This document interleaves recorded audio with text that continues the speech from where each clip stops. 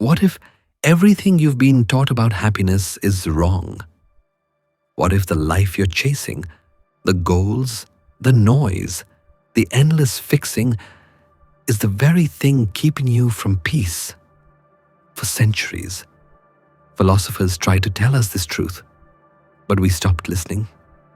We traded silence for distraction, wisdom for information, and the soul for the screen.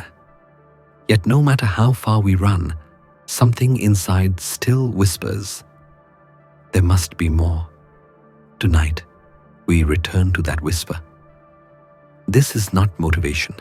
This is awakening, a journey through the ancient and the eternal, where Marcus Aurelius teaches you control, Buddha teaches you surrender, and Carl Jung teaches you to face the darkness within.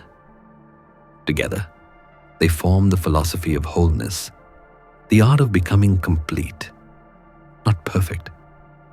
For the next 3 hours, you will move through chaos and stillness, through loss and meaning, through pain that becomes light. You will not escape life. You will finally understand it. So breathe, slow down, let the world fade, and let truth return. Because the greatest lesson of philosophy is not how to think, but how to be. And somewhere in the quiet that follows, you may realize your life never needed fixing. It only needed awakening. The night is still, but the mind is not outside. The city hums softly beneath a thin veil of silence. Inside a small room, the lights are dimmed. A single lamp casts a pale glow across the walls, and a clock ticks like a gentle reminder that time, too, is alive. Yet even in this stillness, the storm continues. He lies awake, eyes open to the ceiling, surrounded by quiet but filled with noise. Thoughts move like waves, crashing, retreating, rising again without rhythm or mercy. Regret, memory, worry, hope, each one pulling at the edges of his mind. There is no enemy here, no external chaos, only the vast and ungoverned sea within him. Let your body rest. Let your thoughts drift. The voice is calm, distant, like a tide calling from somewhere beyond the shore of awareness. And for a moment, he listens. He lets the sound of his own breathing become the only thing real. The air enters, slow and heavy. It leaves, light and quiet. Between those breaths, something changes. Marcus Aurelius once wrote, "The soul becomes dyed with the color of its thoughts." The Stoics believed that our inner world paints the life we see. If the mind is disturbed, even beauty looks violent. If the mind is calm, even sorrow becomes soft. And so, the first lesson is not to fight the storm, but to understand its nature. In the language of Stoicism, thoughts are not commands, they are impressions. They arrive uninvited, whispering of the past, inventing futures, judging what already is. Most people mistake these voices for truth. But Marcus, sitting in his tent under a Roman sky, learned otherwise. He learned to pause, to breathe, to observe each thought as if it were a cloud crossing the sun, temporary, changing shape, and disappearing on its own. You don't have to believe everything you think. It sounds simple, almost too gentle to be powerful. Yet within that sentence lives a freedom most people never find. Every thought that says, "You failed," "You are not enough," "You should have been better," none of it is law. They are only echoes of a world that once wounded you. The Stoic does not silence them by force. He lets them pass like waves, knowing that the sea always returns to calm when left alone. The room feels warmer now, as if something unseen has softened. His body still, but his awareness widening. The thoughts are still there. The unpaid bill, the lost chance, the thing he said and wishes he had not. But they no longer sting. They float, detached, harmless. The mind, when unobserved, is like a child running through a dark house, bumping into every piece of furniture. But the moment you turn on the light, the chaos loses its power. The furniture has not moved, yet everything is different because you can finally see. The Stoics called this practice prosos, attention, not the strained kind of attention that tires you, but the quiet noticing that frees you. To look at a thought without judgment is to reclaim the space between you and it. In that space, peace begins. He remembers how Marcus described it. You have power over your mind, not outside events. Realize this, and you will find strength. Strength, here, is not resistance. It is the capacity to let the world be what it is without letting it stain who you are. Outside, a gust of wind brushes against the window. The lamp flickers, then steadies again. In that brief moment of darkness, he sees something new. The storm that once frightened him was never outside the glass. It was always inside, and it was never an enemy. It was his own untrained awareness, longing to be known. The ocean of the mind will always move. The goal is not to stop the waves. It is to stop mistaking yourself for them. You are not the anger, nor the memory, nor the fear. You are the sea itself, vast, still beneath the surface, infinite in depth.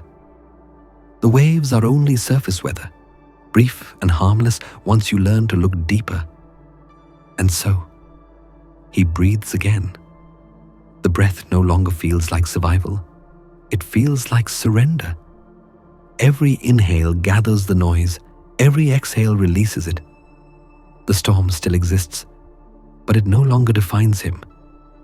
It is here, in this quiet recognition, that philosophy ceases to be theory and becomes medicine. Marcus did not write to impress others. He wrote to remind himself, and perhaps to remind us, that peace is not the absence of thought, but the mastery of attention. When we can see our thoughts clearly, they lose their grip. When we no longer chase or fight them, they dissolve into the stillness that was always waiting underneath. The night grows quieter. The ticking clock becomes slower, almost rhythmic with his breathing. Outside, the wind has faded into the hum of distant streets. Inside, he begins to feel what can only be called a gentle awareness, not happiness, not relief, but a clear, open silence. The soul, once colored by confusion, is now beginning to take on a softer hue, not white, not pure, but calm, like deep water under moonlight, and somewhere between thought and breath, between the chaos that was and the silence that is, he realizes the simplest truth of all. Peace was never gone. It was only waiting for him to stop believing the noise. The storm has quieted, but the air still trembles with what remains. He lies there, half awake, half inside his thoughts, and yet something has changed. The noise that once swallowed him now feels softer, as if it no longer belongs entirely to him. It is as though he has stepped a few inches back from his own mind, seeing it for the first time not as himself, but as something he can simply watch. It is here that the journey truly begins, the first moment of reframing. Because peace does not start when the world slows down. It starts when you realize you are not the world inside your head. The Stoics called this prosoch, the art of attention. In modern language, we might call it mindfulness. But for Marcus Aurelius, it was a discipline of perception, to be awake within the mind, to look at a thought without being captured by it. He once wrote, "You have power over your mind, not outside events. Realize this, and you will find strength." But what he meant was not control in the harsh sense, not to silence or crush every feeling, but to see each thought as it is, a passing visitor, not a command. Now, the voice whispers, soft and low. Imagine yourself sitting by a river. The air is cool. The water moves gently beneath the silver moon. He breathes. The image comes easily. The surface of the river glimmers in the night, and leaves drift by, one, then another still. Some leaves are small and fragile, others are dark, heavy and slow. Each one carries a thought, a memory, a worry, a hope, but the current keeps moving and none of the leaves stay. The voice continues. Your thoughts are like these leaves. Watch them pass. Do not follow. Do not hold. Simply see. For the first time, he realizes that he can look at a thought without becoming it. The mind speaks. You are tired. He notices it. The mind says, you failed today. He watches it drift away. He does not fight. He does not fix. He only observes. This is the beginning of distance, the space between the observer and the storm. And in that space, there is quiet. He remembers something Marcus once said. The universe is change. Our life is what our thoughts make it. The Stoics did not believe in running from emotion. They believed in watching emotion without judgment until its true shape revealed itself. To see without reacting, that is freedom. To name without fighting, that is peace. So he begins to name them gently, one by one. Here is anxiety. Here is regret. Here is longing. Like a parent recognizing each child who has come home, not to scold, but to understand. And as he names them, they soften. The very act of attention transforms them. The thoughts lose their sharpness, their authority. They become what they always were. Temporary forms, no different from the wind across the surface of the water. The moonlight spills wider now, its reflection stretching across the quiet river. The surface trembles slightly, but it no longer distorts the image above. He can see the moon clearly, soft, luminous, whole. That is what awareness does. When the water of the mind is agitated, even truth becomes blurred. But when it is still, reflection returns. He understands now that peace is not the absence of thought. It is the relationship he has with his thoughts. He is not here to erase them, nor to become them. He is here to witness them, the way the sky witnesses the clouds, patient, unbothered, infinite. The narrator's voice deepens, slowing as if sinking to the rhythm of a heartbeat. Do not rush to fix what you see. Do not chase silence. Just stay. This staying, this gentle presence, is the essence of Stoic mindfulness. It is not an escape from the mind, but a reconciliation with it. He sits by the river a little longer in his imagination. The leaves keep moving, but the river remains. It does not demand that the leaves stop. It only keeps flowing, accepting whatever passes through it. Some thoughts are bright, pleasant, fleeting. Others are heavy, painful, unwilling to leave. But he sees now that both belong to the same current, both carried by the same flow. He begins to sense something subtle, that the river is not separate from him. It is him. And the watcher who observes is also part of this same awareness. There was never a you and a your mind. There is only the still point where observation happens, silent, infinite, untouched. This realization arrives not with fireworks, but with stillness. It is not a thought. It is an understanding that rests deeper than words.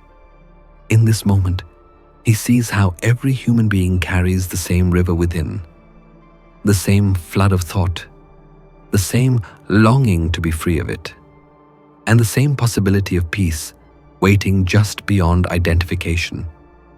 Marcus wrote, "If you are pained by any external thing, it is not this thing that disturbs you, but your judgment about it." To the Stoic, judgment is the true source of suffering, not the thought, not the feeling, but the belief that these inner movements define who we are. And now, lying in the quiet dark, he understands. He can observe pain without being consumed by it. He can notice thought without being ruled by it. He can be both the river and the one who watches. The night deepens. The ticking of a clock fades into the hum of distant air. His breathing is slow, steady, no longer controlled but surrendered. The thoughts still appear. They always will. But they come as guests, not intruders. They arrive. They are seen. They move on. And in the space that remains, there is clarity. The mind, once a battlefield, is now a landscape. The voice, once tangled, has turned to a whisper. The soul, once colored by confusion, begins to clear again. Calm, transparent, reflecting the light above it. This is the distance Marcus spoke of, not distance from life, but from illusion. Not separation, but perspective. And in that quiet perspective, the world begins to soften. The water smooths. The moon glows. And the man, once lost in thought, finally learns what it means to see. The river of thoughts keeps flowing, but something within him has changed. The storm no longer feels threatening. Each thought still appears and fades. But now they move through a space that feels larger, gentler, and free. The distance he found between himself and his mind begins to fill with a quiet kind of light. He realizes that silence is not the absence of thought. It is the understanding that thoughts no longer have to control him. The simple act of naming them, of seeing them clearly, has softened their edges. What once felt like chaos has become rhythm. What once felt like noise has turned into breath. The narrator's voice is slow now, almost like a whisper floating above the surface of water. Awareness, it says, is the first form of peace. The words land softly.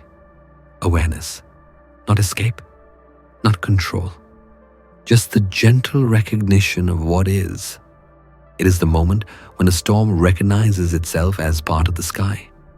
When darkness realizes it was only the absence of light. He breathes in deeply.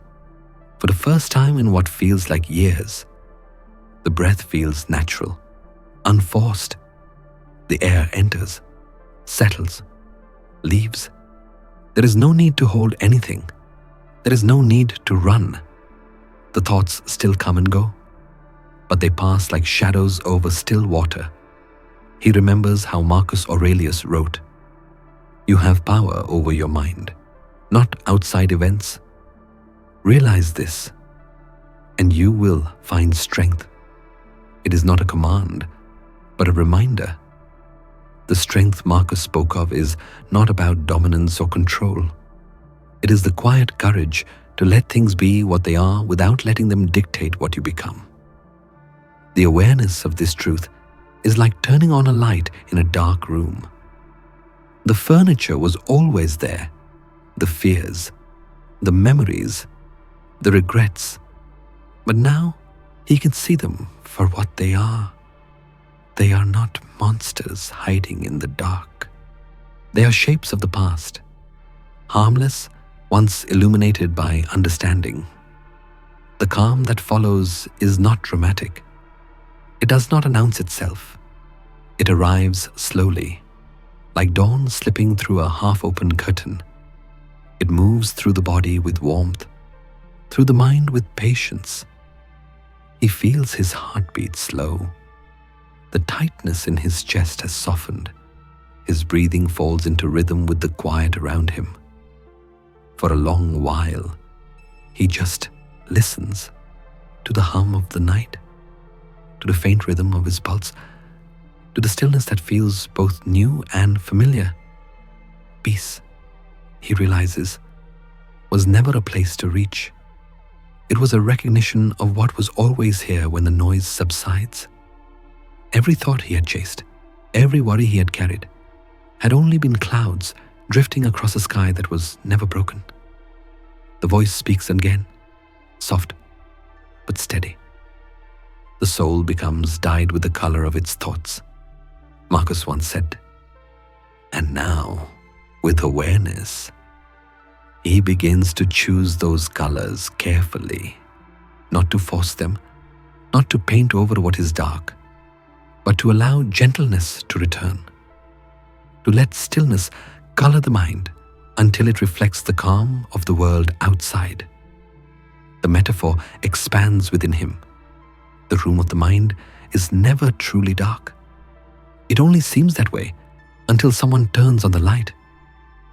The light is awareness, the act of seeing clearly, the willingness to look, even when it is uncomfortable.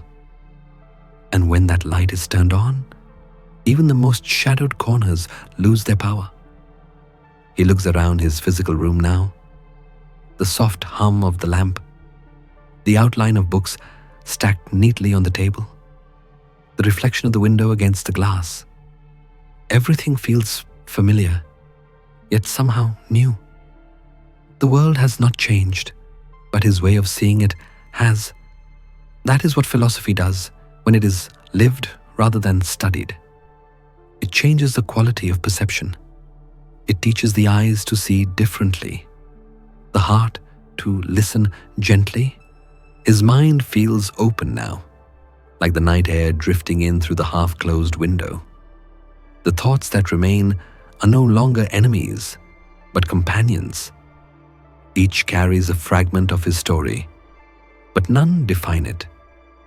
He lets them move, and as they move, a deeper silence rises beneath them. Not an empty silence, but one filled with presence, like the hush before dawn, or the pause between two waves. It is the kind of silence that feels alive.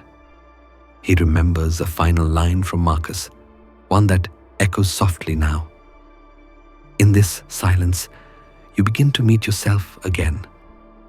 Those words do not ask for understanding. They ask for surrender. To meet oneself again is to return to what was never truly lost, to the quiet witness beneath the constant stream of thought. The man closes his eyes. His breathing slows even more. Each inhale a wave coming in, each exhale a wave going out. The rhythm feels endless, natural, timeless. There is no effort to maintain it. It simply continues. Around him, the world fades. The hum of the city is distant now. The ticking clock has softened into the rhythm of his heart. The night no longer feels heavy. It feels wide, endless, kind. Somewhere deep inside, he senses a truth that does not need words. He understands that awareness is not a destination, but a way of being. That peace is not something to earn, but something to remember. That he has been whole all along, even when he could not feel it. The narrator's voice fades with him, quiet as breath. Awareness is the first form of peace. It repeats once more, barely above a whisper. And in that whisper, the room feels full of light. The storm has passed. The river is still. And in this gentle silence, he begins truly to meet himself again. The night continues in silence. His breathing has slowed into rhythm, calm and steady, as if the air itself has learned to rest. The mind that once raced now flows gently, like a quiet stream under moonlight. He has learned to watch his thoughts without chasing them, to see them as passing shapes upon the water. Yet as the mind softens, a new question begins to rise within him, quiet but insistent. If I am not my thoughts, then who am I when the world touches me? For even as awareness grows, life does not stop moving. The world will still push, provoke, and pull. The difference now is how he chooses to meet it. This is where philosophy becomes practice. It is no longer about understanding thoughts, but about responding to the world with grace. Between what happens and how he reacts lies the most sacred ground in human experience, the space of response. The narrator's voice enters softly, patient and measured. Have you ever reacted before you even felt? It is a question that almost everyone can answer with a quiet yes. We react without thinking when words hurt us, when plans collapse, when the future feels uncertain. Our reflex is to defend, to control, to fix. But in that reflex, something precious is lost. The freedom to choose who we want to be. Viktor Frankl once wrote, "Between stimulus and response, there is a space. In that space is our power to choose our response. In our response lies our growth and our freedom." Though Frankl lived centuries after Marcus Aurelius, the two men shared the same wisdom. True freedom does not come from controlling the world, but from mastering the self. He remembers the feeling of that truth now. The world has not changed, but his awareness has made it clearer. Each sound, each sensation, each passing thought feels slower, as if the universe has stretched time to give him room to breathe before reacting. The human heart, he realizes, often rushes to protect itself before it truly feels. When someone speaks harshly, the mind defends. When plans fail, the ego builds excuses. When love begins to fade, we grasp tighter. But beneath every reaction is a fear. The fear of losing control. The Stoics understood this deeply. They believed that peace begins where control ends. To be Stoic is not to suppress emotion, but to recognize that emotion is not the final truth. It is a signal, not a verdict. A flame, not a fire. The narrator's tone grows gentler, slower, like a guide teaching someone how to breathe again. Imagine a single candle in the dark, the voice says.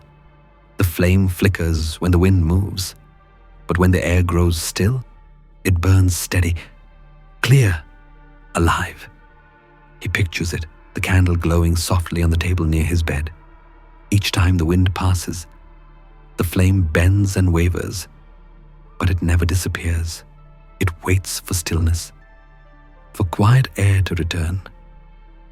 The candle becomes a mirror of his own mind. When the winds of emotion rush in, anger, fear, shame, pride, the light shakes.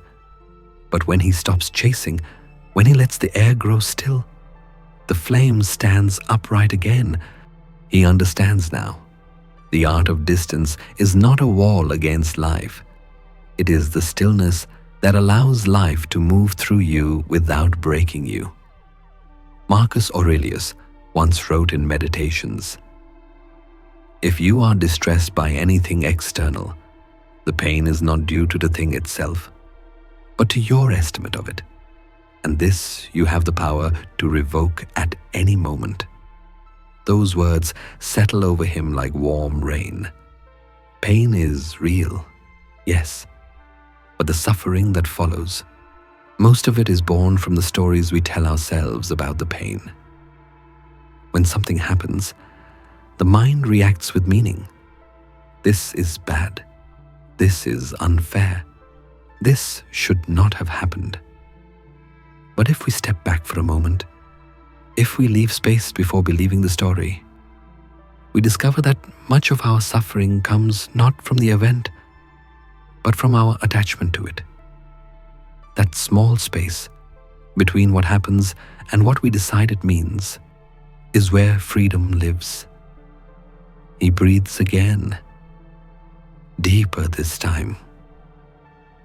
Inhale, the world as it is. Exhale, the world as he chooses to see it. For the first time, he feels what the Stoics called ataraxia, a calm mind that cannot be disturbed by circumstance. It is not indifference, it is clarity. It is the understanding that the universe will move with or without his permission, and that the only true mastery lies in his own response to it. Outside, a car passes slowly down the street. The sound is distant but steady, fading into the soft hum of the night. He notices it, feels its echo, and lets it go. No judgment, no story, just a moment passing through awareness. The narrator's voice returns, low and reflective. Freedom, it says, is not about getting what you want. It is about knowing that nothing outside of you can take away what matters most, the peace you create within. The candle on the table flickers again, and he smiles faintly. The light bends, but does not go out. The flame dances, alive and patient, like a reminder that fragility can still hold strength. He realizes how much of life he has lived reacting, chasing after control, confusing speed with purpose, mistaking resistance for strength. But in this quiet moment, he sees that the real power lies not in doing more, but in pausing long enough to see clearly. Every pause is a return to the self. Every breath is a reminder that there is always space between thought and action, between pain and peace. The voice fades into a soft rhythm, almost like breathing.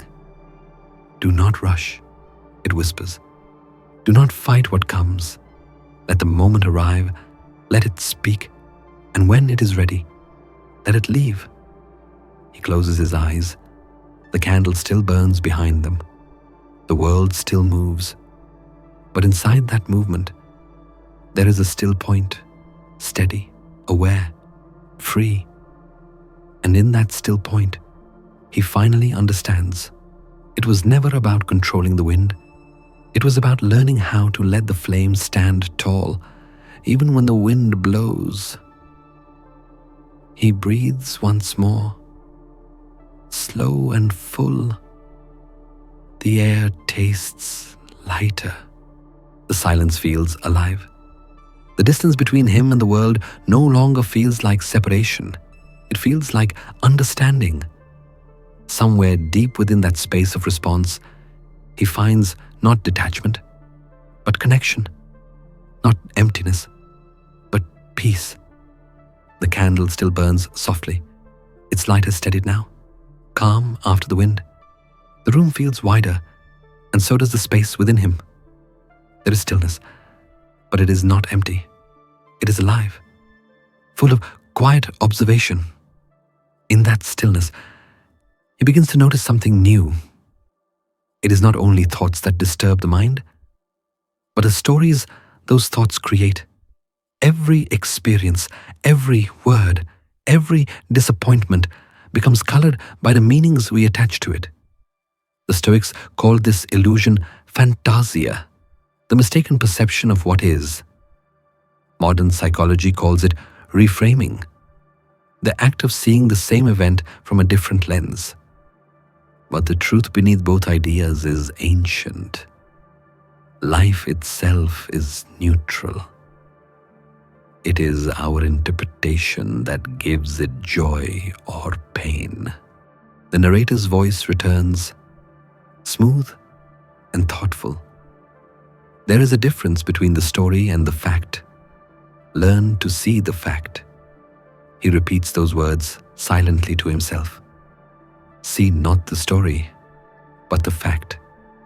He looks around the room again. The lamp on the table, the soft curtain, the distant hum of a city breathing in its sleep. Everything is as it is. No drama, no meaning layered upon it. Just what exists. Simple, uncomplicated. This, he realizes, is how peace begins. Not by changing the world, but by seeing it without distortion. Marcus Aurelius wrote, "If you are pained by any external thing, it is not this thing that disturbs you, but your judgment about it." The emperor's wisdom feels almost impossibly modern, echoing what every therapist, monk, and philosopher since has tried to say. The world doesn't hurt us. Our thoughts about the world do. He closes his eyes and lets a memory surface. A moment from years ago, a conversation that ended badly, words said in anger, a friendship that dissolved in silence. For years, he carried that wound as a symbol of betrayal. But now, as he breathes into the memory, he tries to separate the story from the fact. The fact is simple. Two people spoke. Emotions rose. Silence followed. The story is what came after. He did not care.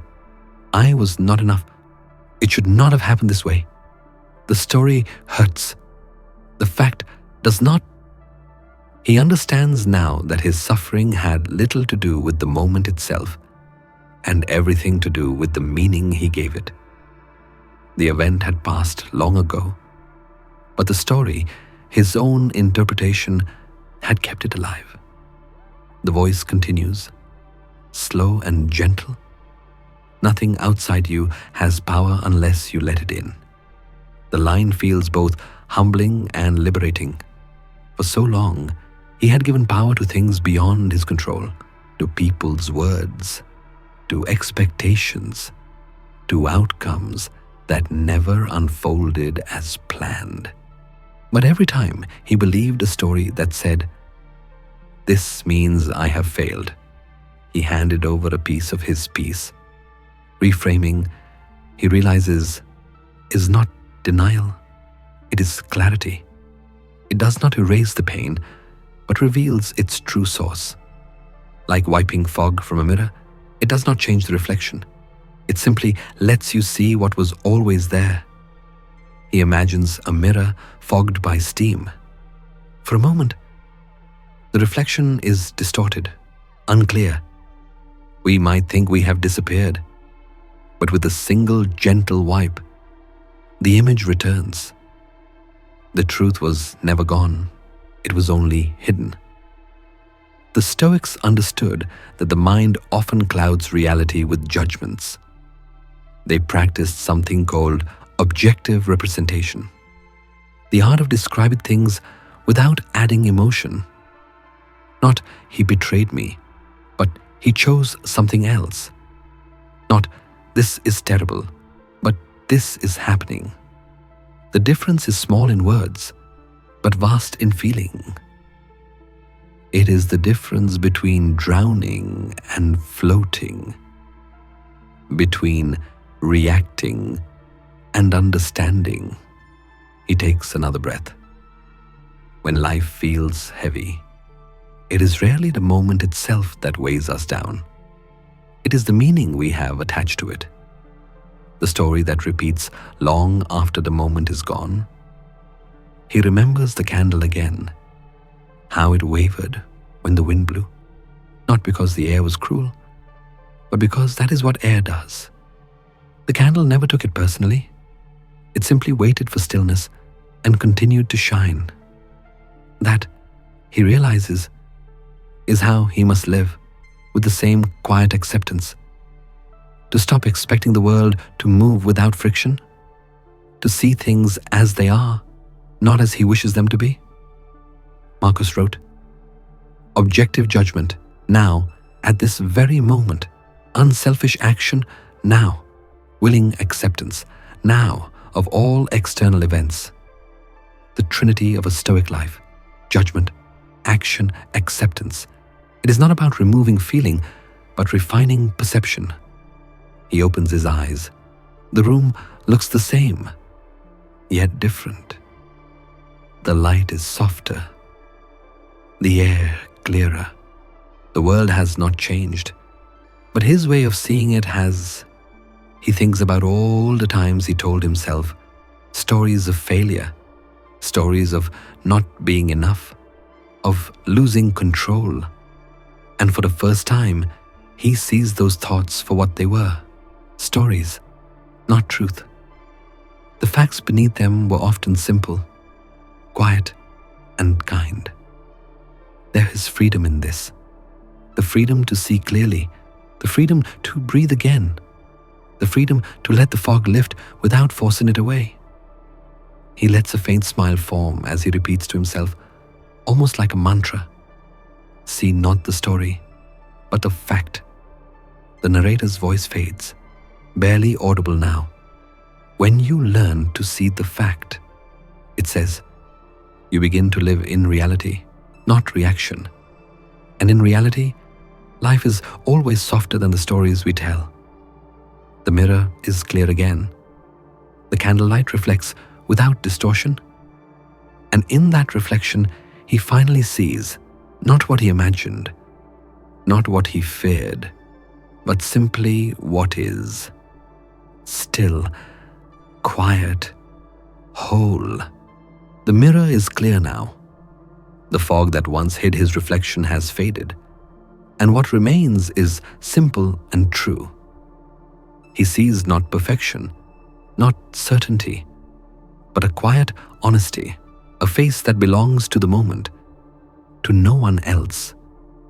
The act of seeing has changed something deep within him. It is not the world that has grown softer. It is his perception that has become still. He sits there for a while, letting that stillness settle. The candle flickers in the corner, its flame no longer trembling. Outside, the night breathes with a quiet rhythm, the sound of distant cars, the soft hum of air. Nothing calls for his attention. Nothing needs to be fixed. The mind, once desperate to control, now rests in observation. This is the quiet that comes after understanding. It does not shout or announce itself. It simply arrives. Like light filling a room that has always been waiting. The narrator's voice returns, barely above a whisper. When you see clearly, it says, the world becomes silent. The words linger in the air, suspended like a note that refuses to fade. Silence, he realizes, is not the absence of sound. It is the absence of conflict.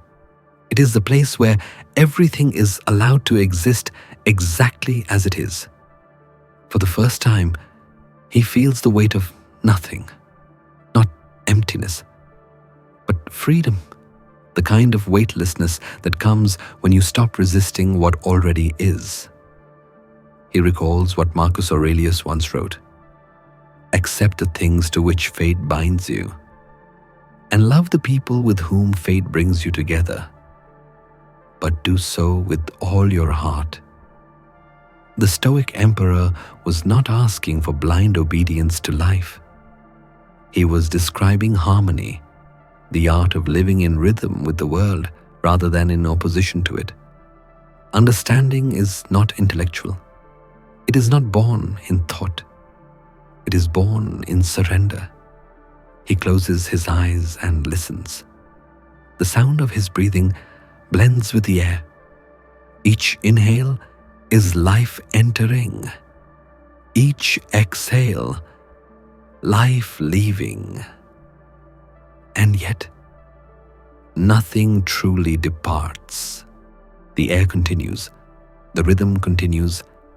The world continues. To understand, he thinks, is to join that rhythm. The narrator pauses. 5 seconds of silence stretch long and wide, as if time itself has slowed. The silence does not feel empty. It feels alive, filled with presence, with something deeper than words. In this pause, understanding begins to bloom, not through more answers, but through the disappearance of questions. He sees how every reaction, every attempt to control, came from the same misunderstanding that he was separate from the flow of life. But now, in the quiet of this moment, he feels himself return to that flow. Marcus spoke of this kind of peace as apatheia, not indifference, but serenity born from wisdom. It is the clarity that comes when emotion is seen, acknowledged, and allowed to pass. He imagines a river again, slow and wide beneath a pale sky. The water knows where it is going. It does not argue with the stones or resist the bends. It does not try to be faster than the current. It moves as it must. To understand himself, he realizes, is to understand like the river does. To know the boundaries and the depths, to flow around what cannot be changed, and to carry on without bitterness. The voice returns, softer now, like the sound of wind moving through trees. To understand yourself, it says, is to know that you are both the water and the bed it runs through, the movement and the stillness, the thought and the awareness watching it. He smiles faintly. It is not a smile of achievement, but of ease. There is nothing left to chase. He opens his eyes again. The world looks familiar, yet entirely new. The small lamp still glows, the candle still burns, the night still hums. Nothing extraordinary has happened. And yet, everything has changed. It is as if he has learned a new way of seeing, a way that does not cling or reject, does not label or divide. He sees what is before him, and that is enough. Marcus once wrote, "The happiness of your life depends upon the quality of your thoughts."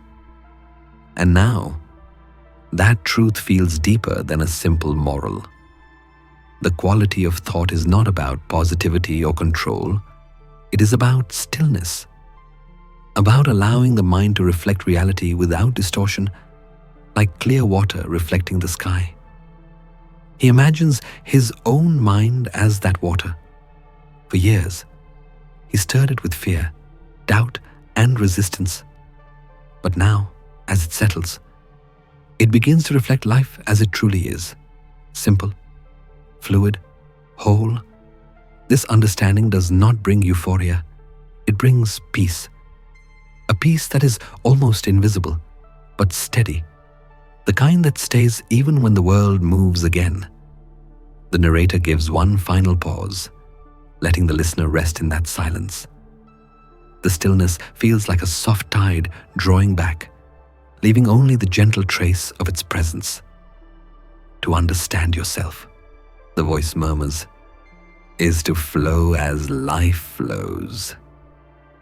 You do not need to fight the current. You only need to see where you are and move with it. He exhales slowly, his body sinking deeper into calm. The river within him flows quietly, effortlessly. The light of the candle catches his eye again. It no longer flickers. Understanding, he thinks, is not about answers. It is about stillness. When you stop asking why and start seeing what is, the world finally stops shouting. He sits for another moment, doing nothing. There is no goal now, no next step, just presence. The night grows deeper, the air cooler, the silence thicker. Yet he does not feel alone.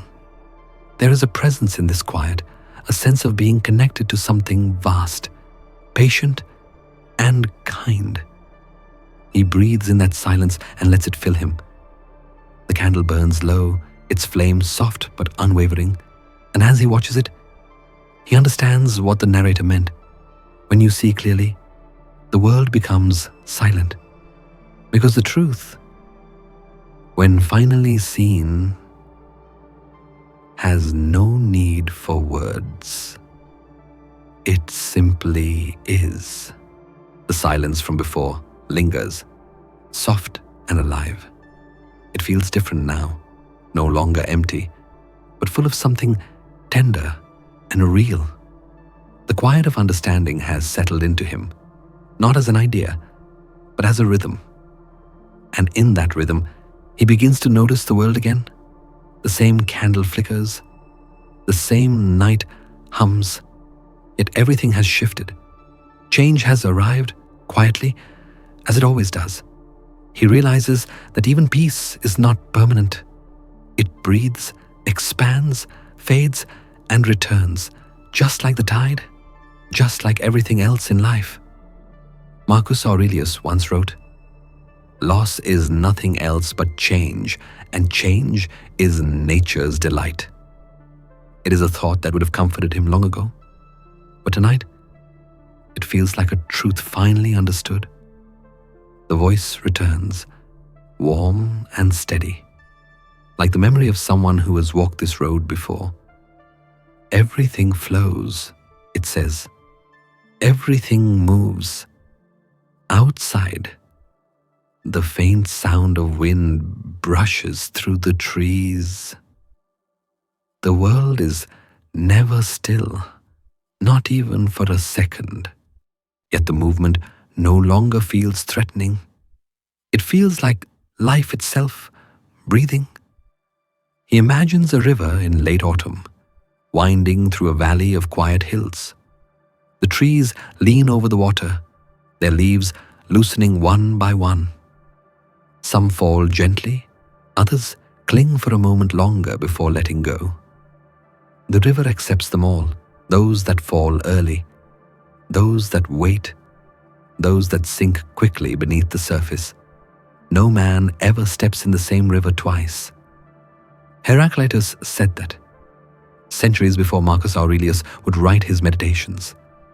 Two men, separated by time, yet united by the same understanding. The nature of the world is change, and to fight it is to fight the flow of life itself. He watches the river in his mind. The water glimmers under the fading light. Each leaf spins as it falls, dances for a moment, and disappears. The river never complains. It does not cling to what it carries. It does not stop for what it loses. It just moves, always towards something unseen. The narrator speaks again, slower this time, as if matching the pace of the current. Change is not your enemy, it says. It is the quiet pulse of existence. He breathes deeply, letting that truth settle. For years, he had tried to hold on to people, to dreams, to moments that were never meant to stay. He had called it love, called it effort, called it meaning. But beneath it all, there had always been fear, the fear that once things changed, something essential in him would be lost. Now he sees how mistaken that was. The Stoics believed that everything is borrowed from nature, our bodies, our time, our possessions, even our relationships. To live wisely is to love them fully while knowing they do not belong to us.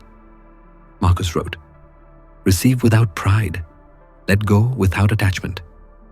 The river shows him how each drop of water once belonged to a cloud, to rain, to mist, to sea. Each is part of a cycle so vast that the mind cannot hold it. The leaf that falls today will feed the soil tomorrow. The water that rushes away will someday return as snow, as dew, as fog. Everything flows. Everything changes form. But nothing is truly lost. He looks back at his own life, the moments that felt permanent once, the faces, the laughter, the hands he held. They come and go in memory like drifting leaves. Once he had tried to hold them to preserve their color, their warmth. But now he realizes they never needed to stay. Their purpose was never permanence, but presence. Change is not the loss of beauty, it is its very source. A flower's bloom matters because it fades. A sunset moves us because it ends. Even love becomes real because it cannot last forever. He feels a kind of ache as this truth unfolds, but it is not pain. It is tenderness, the kind that comes when a heart opens, not closes. Outside, he imagines the night deepening. The wind picks up, scattering more leaves into the river. The surface ripples, catches the light, and moves on.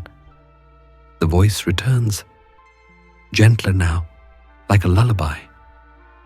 "Do not fear the passing of things," it says. "They are not leaving you. They are returning to where they came from. You are not losing. You are being carried along the same current." He takes another breath. The air feels cool, alive, filled with movement. Every inhale is a beginning, every exhale a letting go. The body itself is a rhythm of change. Cells die, cells renew. The heart beats, rests, beats again. Nothing in him is fixed, not even the self he once tried to define. To resist change, he sees now, is to resist life itself. He remembers the teaching of the Buddha. The voice of the Stoics echoes within it. Everything that arises must pass. This is not tragedy, it is balance. Marcus knew it too. In his meditations, he wrote, "Observe constantly that all things take place by change, and accustom yourself to consider that the nature of the universe loves nothing so much as to change the things which are and to make new things like them. The river, the leaves, the breath, all of it is the universe remaking itself moment by moment." He closes his eyes again and imagines himself standing at the edge of that river. The water brushes against his feet, cold and alive. He bends down, touches it, and feels time flowing through his hands. He cannot hold it. He can only feel it. That, he realizes, is enough. He whispers to himself, barely audible, "Everything flows." It feels like a prayer, not a request, but a recognition. The night grows quieter, though the world continues to move. The candle flickers again, its flame rising and falling like the breath of the universe.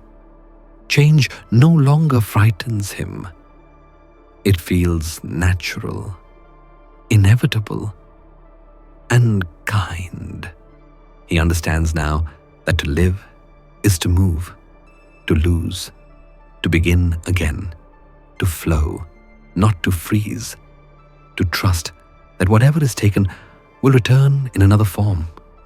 The narrator's final words drift through the silence. When you understand that everything flows, you stop grasping at a shore. You learn to float. You learn to move with life. not against it. He breathes one last time, slow and deep. The river inside him flows gently, endlessly, without resistance. And as he lets go, he feels the simplest kind of peace, the kind that comes not from holding on, but from finally allowing himself to drift with the current of change. Autumn deepens. The river still flows beneath the pale sky, carrying with it the soft sound of leaves meeting water. Each one falls differently. Some drift slowly, turning in the wind, while others drop quickly, surrendering to the current without resistance. Yet no leaf falls in vain. Each descent feels like a lesson written in silence. Everything that lives must also learn how to let go.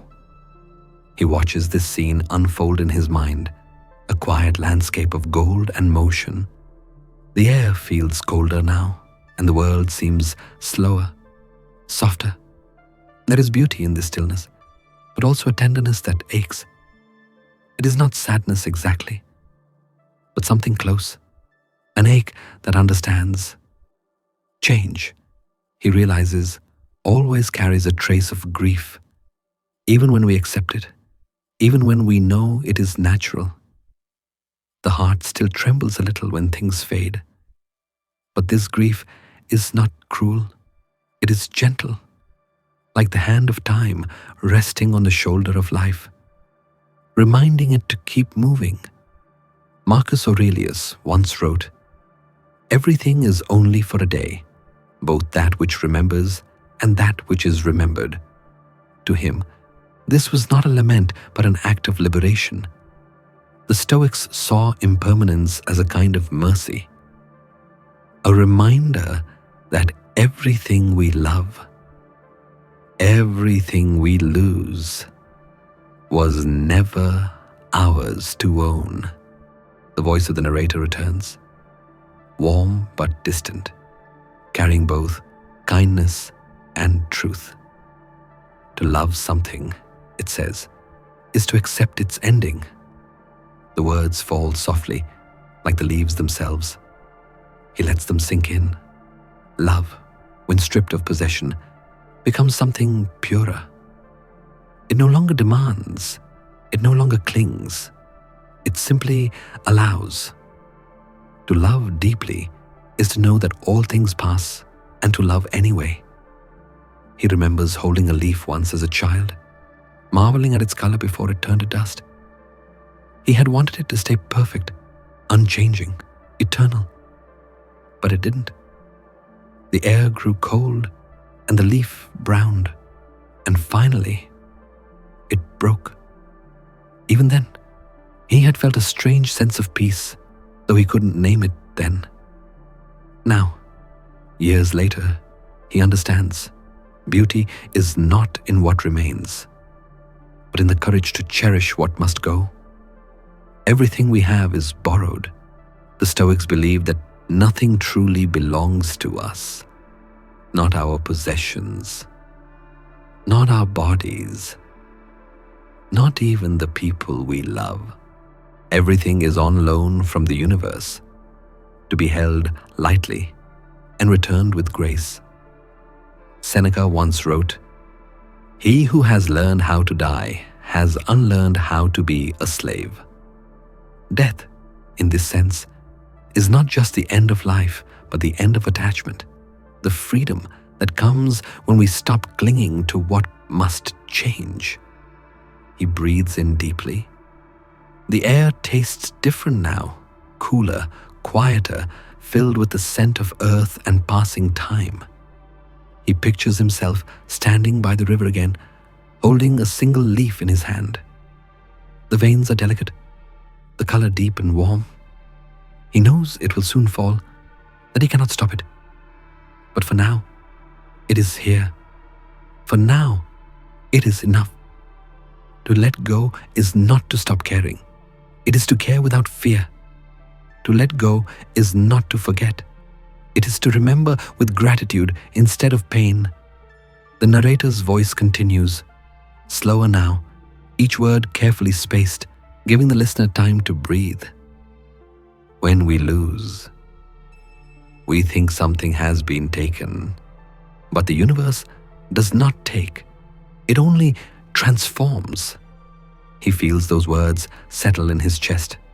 How many times had he mistaken transformation for loss? The job that ended, the love that changed, the youth that faded, all of them had made space for something new to grow. But in the moment, all he had seen was what was leaving. It is human to grieve. The Stoics never denied this. Even Marcus, emperor and philosopher, wrote of sorrow and fear. But they taught that grief need not consume us. Grief without despair, that is the art of living wisely. He looks at the leaf again. It has fallen now, resting gently on the surface of the river. The current carries it away without struggle. He feels a faint ache watching it go. But the ache is beautiful. It means he has loved something enough to feel its absence. To love something is to accept its ending.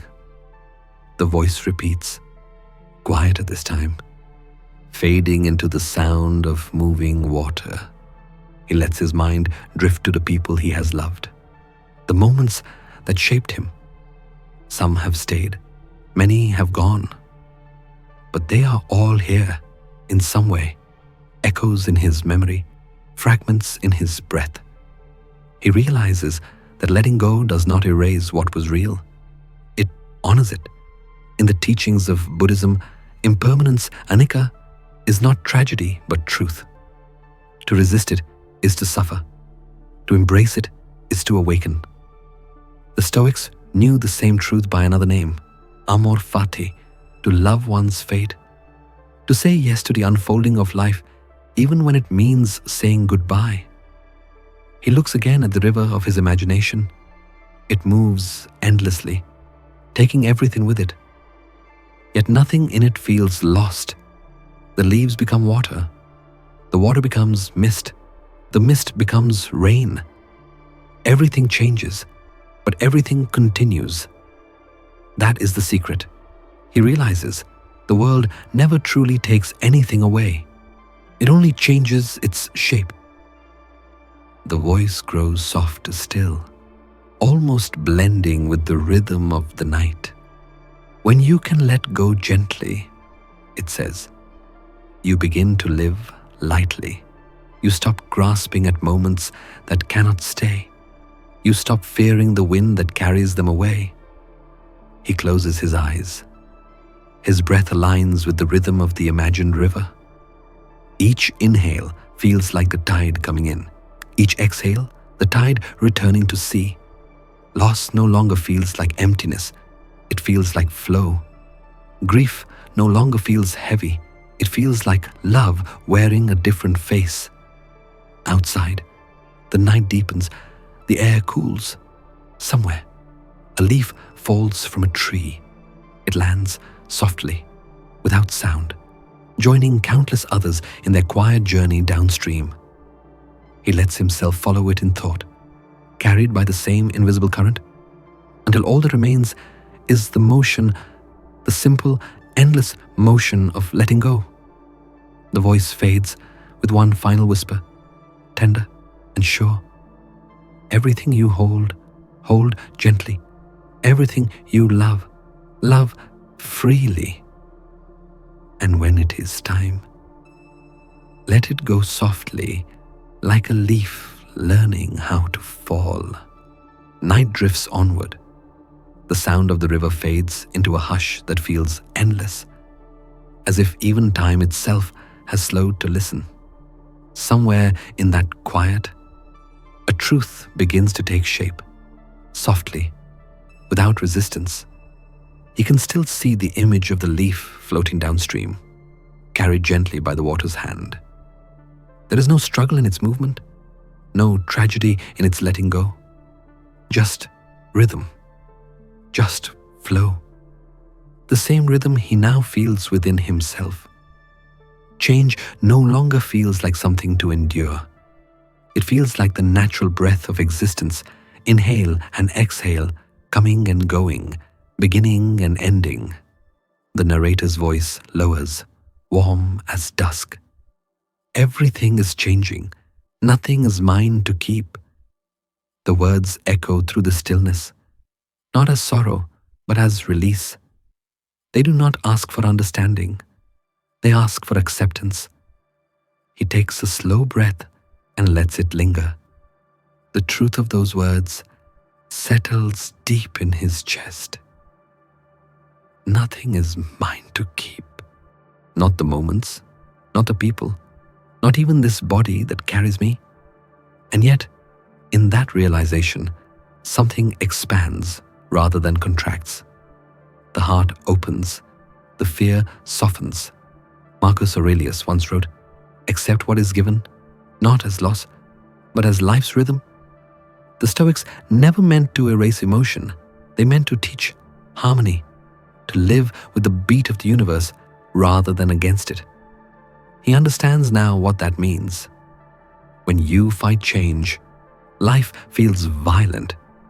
But when you listen, when you move with it, even endings become music. He looks inward, tracing the moments of his own life, the friends who drifted away, the dreams that changed shape, the faces that once felt eternal but now live only in memory. Each one has left something behind, a trace, a lesson, a warmth. Even absence has its texture, its quiet beauty. Nothing is wasted. Nothing is truly gone. Stillness begins to fill him, not the stillness of being frozen, but of being carried. Like water that no longer resists its own flow, like the leaf that trusts the river to take it somewhere new. He begins to see that peace is not the end of movement, it is the grace within it. The narrator pauses for a moment, letting silence bloom. That silence feels sacred, like the pause between heartbeats, or the breath that comes before dawn.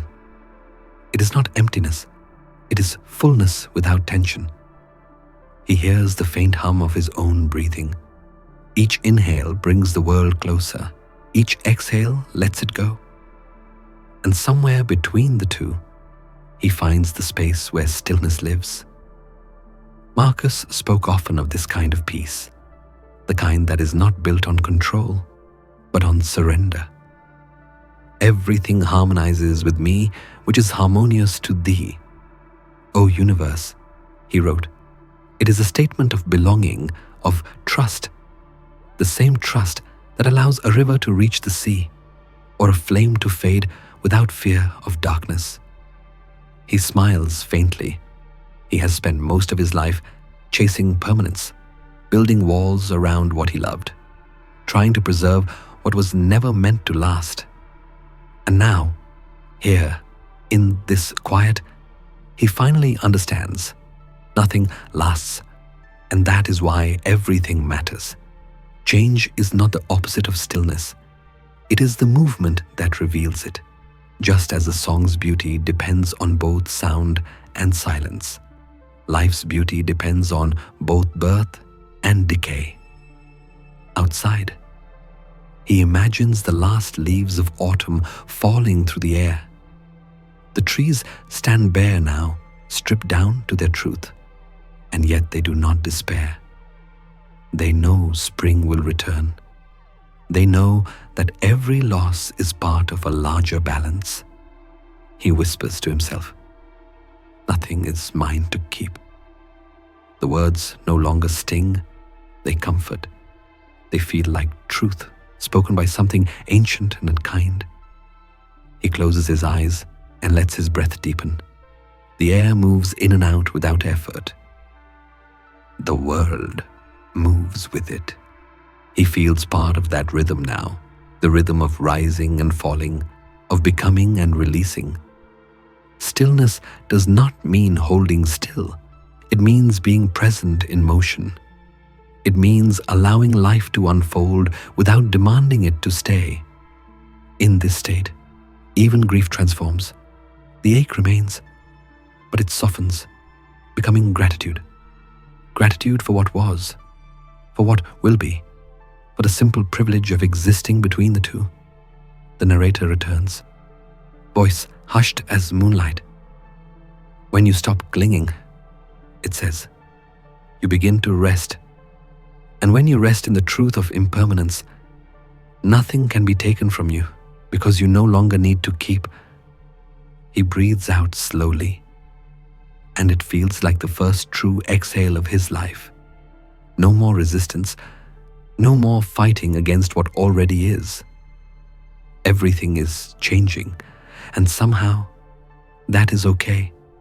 He pictures the river once more, moving endlessly through its winding path. The water glows faintly under the moon. Every ripple catches the light, then disappears. Every sound rises and fades into silence. And yet, through all its movement, something remains, the river itself. That is what he has become. The current of his own life, forever shifting, yet still whole. Marcus's words return, whispering through memory, accept what is given, not as loss, but as life's rhythm.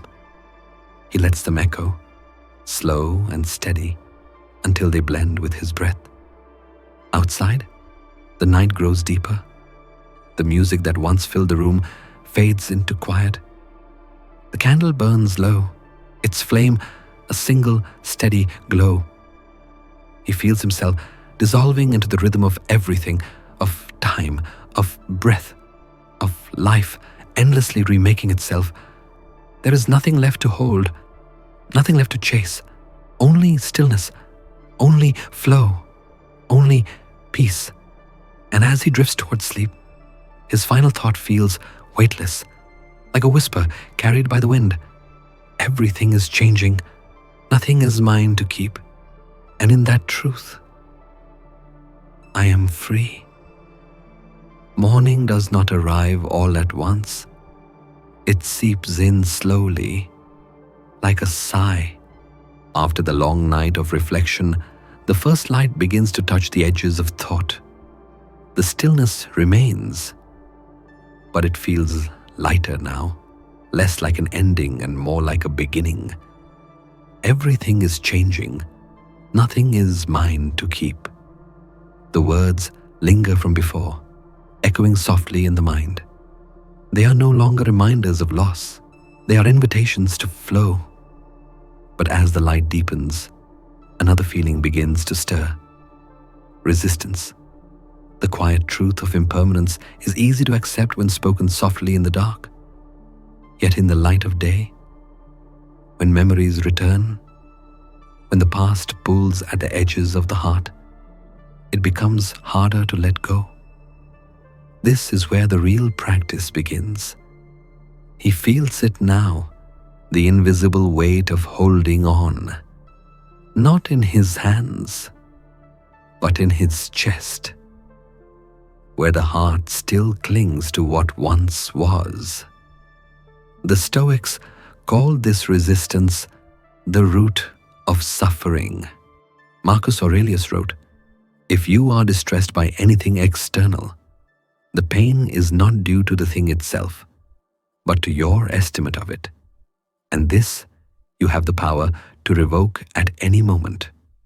Pain, they taught, is not in the event, but in the resistance to what is. He imagines someone standing in a river, both hands gripping a heavy stone. The current tugs at their body, urging them forward, but they refuse to move. They fight the water, fight the pull, fight the truth that movement is natural. Their arms tremble, their breath grows shallow, and yet, the more they resist, the heavier the stone becomes. Resistance is pain. The narrator's voice returns, calm and measured, like the flow of the river itself. When you stop resisting, it says, life carries you. The words fall like drops of rain on still water. He lets that image stay. The stone, the current, the struggle. It feels painfully familiar. For years, he had tried to control life, to hold on to moments that were never meant to last. He had believed that to love meant to preserve, to protect, to fight against the inevitability of loss. But now he sees that clinging was never an act of love. It was an act of fear. Real love, he realizes, is like water.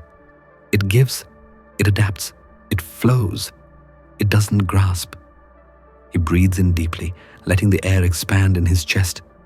With each exhale, something small releases, a memory, a regret, a name, not gone, but loosened.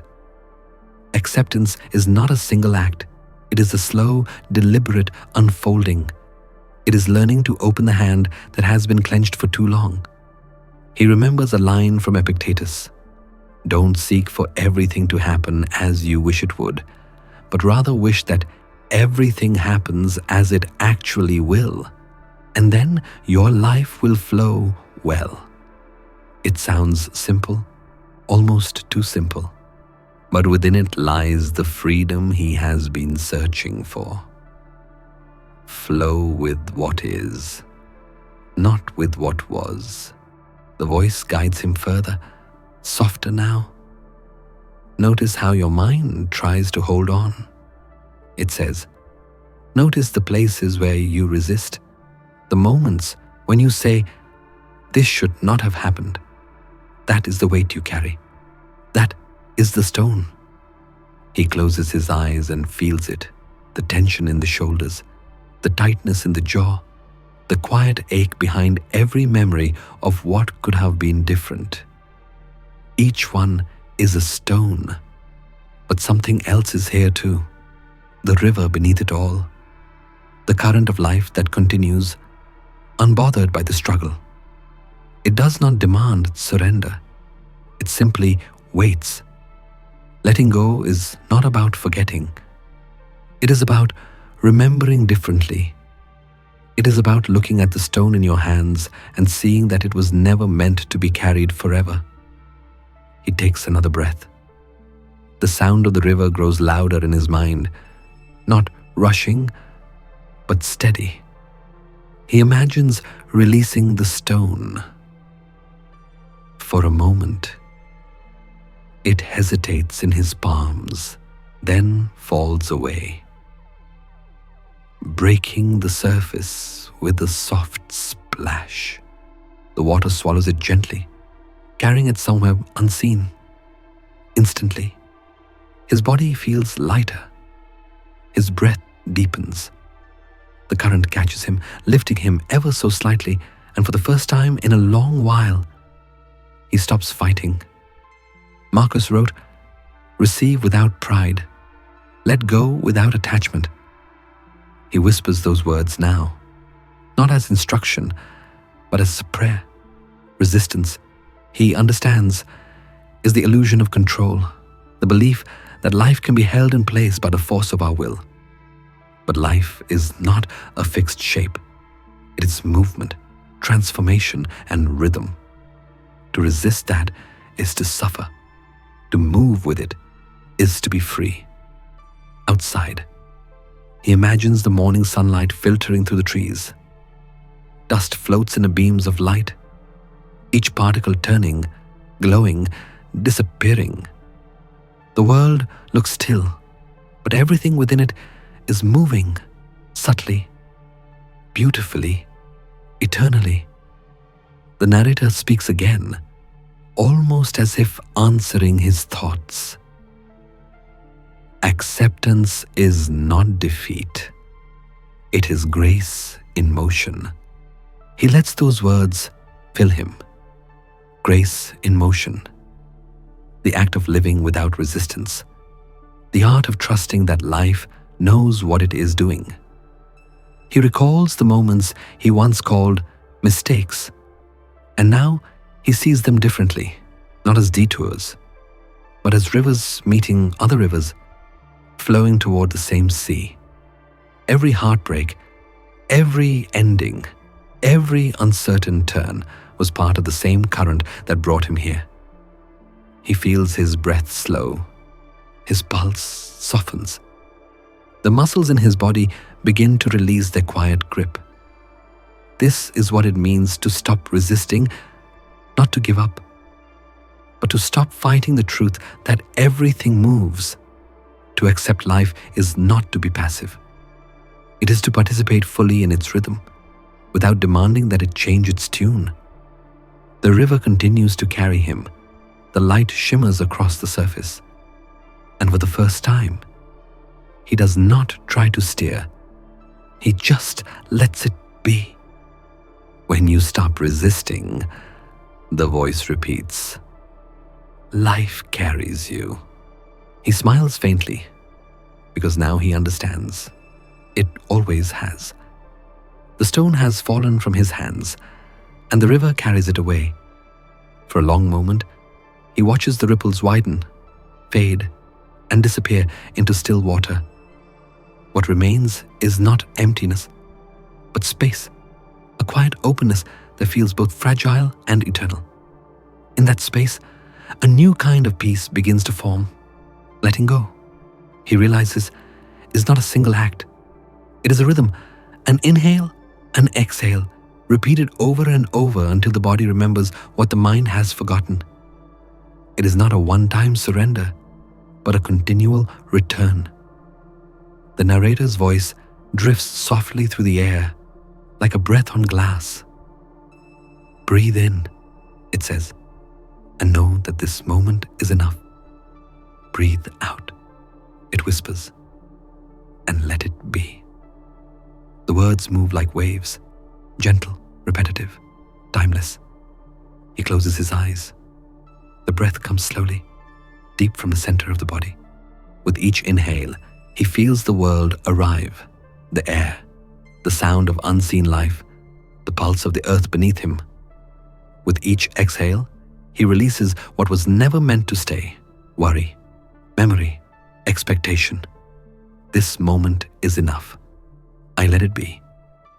Marcus Aurelius once wrote, "Whatever happens to you has been waiting to happen since the beginning of time."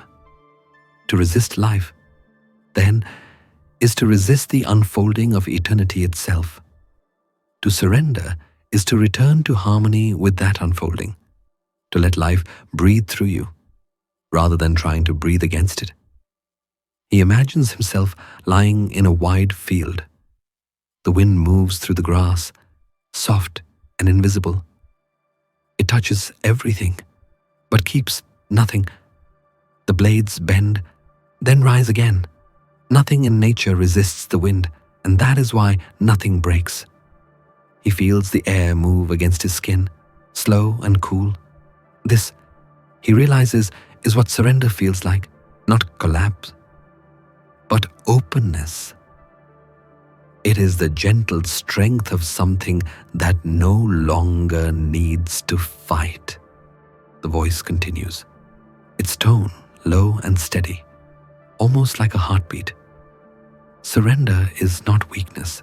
It is trust. It is remembering that you are not separate from what moves you. He lets those words settle.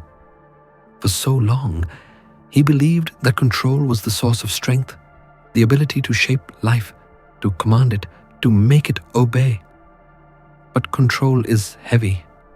It is the hand that grips the stone long after the river has already decided where to flow. Surrender, on the other hand, is light. It asks for no power, only presence. He breathes again, slow and deliberate. Inhale, this moment is enough. Exhale, I let it be. The rhythm becomes his anchor. Outside, he imagines the morning wind brushing over a vast field. It passes silently through the tall grass, leaving no mark, no trace. The grass sways, but does not resist. It does not demand that the wind slow down, nor does it wish to keep it. It simply moves. and then stands again. That is what it means to surrender, to move, to yield, and to rise again, unchanged at the core. The Stoics, though often misunderstood as cold or detached, spoke deeply of this kind of surrender. They called it amor fati, the love of fate, not just acceptance, but love for whatever arrives. Marcus wrote, "A blazing fire makes flame and brightness out of everything that is thrown into it." To live this way is to trust that even pain, even loss, even uncertainty are not interruptions of life. They are part of its design.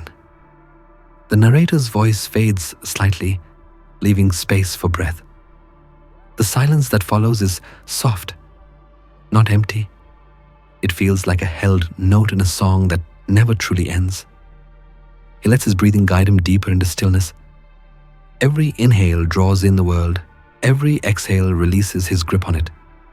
Inhale, the cool air of morning. Exhale, the warmth of yesterday. Inhale, what is. Exhale, what was. Life moves through him as naturally as wind through the trees. He remembers a phrase from Lao Tzu, "Be like water, do not contend." Even across cultures and centuries, the wisdom is the same. Water surrenders, and because of that, it endures. To surrender, then, is not to lose. It is to align. It is to fall into rhythm with what has always been. He opens his eyes and looks toward the window. The light has changed again, as it always does. Shadows move quietly across the walls. Nothing in the room is the same as it was a moment ago, and yet it all feels perfectly right. He realizes that surrender is not an act you perform once and finish. It is something you live, moment by moment, breath by breath. Every time you soften your grip on the world, you return to it more fully. The voice returns, calm and grounding. Let your breath be your prayer. It says, let each inhale remind you that life is already enough. Let each exhale remind you that you do not need to hold it. He follows the rhythm again. Inhale. Exhale. The sound of air becomes music, the kind that does not need words. In his mind, he sees the wind move again through the fields, gentle, endless, leaving no footprints. The grass bends, the clouds drift, the light shifts. Nothing stays, and yet everything belongs. He feels that truth within him now, as clear as breath itself. Life was never meant to be gripped. It was meant to be felt. To surrender is to trust the flow that carries all things forward, to see that there is no separation between yourself and the wind, between your life and the movement of the world. The voice speaks once more, almost as a whisper. This moment is enough. A pause. I let it be. The words dissolve into silence, but their rhythm remains. He continues to breathe, slowly, gently, as the world moves around him. And for the first time, he does not need to do anything more, because now he knows. Surrender is not the end of effort. It is the beginning of peace. The rhythm of the breath continues, slow, steady, infinite. The last whisper of the meditation still echoes faintly. This moment is enough. I let it be. Somewhere between those words, a realization unfolds like dawn touching the horizon.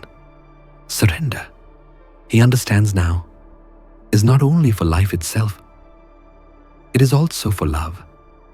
For so long, he had confused love with holding on, believing that to keep something close, he must grip it tightly, that to lose what he loved was to lose a part of himself. But in this quiet space, where breath and awareness move together, he begins to see how mistaken that was.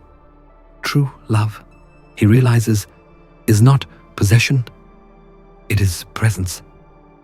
The narrator's voice returns, calm and slow, like sunlight spreading over a still ocean. True love exists only where freedom breathes. He lets those words sink in. Freedom and love, two forces that have always seemed opposed. But in truth, they are one and the same. Love without freedom becomes control. Freedom without love becomes distance. But when they meet, something sacred appears. Affection without demand, closeness without fear, connection without cages. He imagines the sun rising. It touches the trees, the rivers, the faces of strangers, the walls of forgotten homes. It warms everything, yet holds nothing. It gives without asking. It shines without claiming. That, he thinks, is what love should be. The Stoics, too, spoke of this kind of love.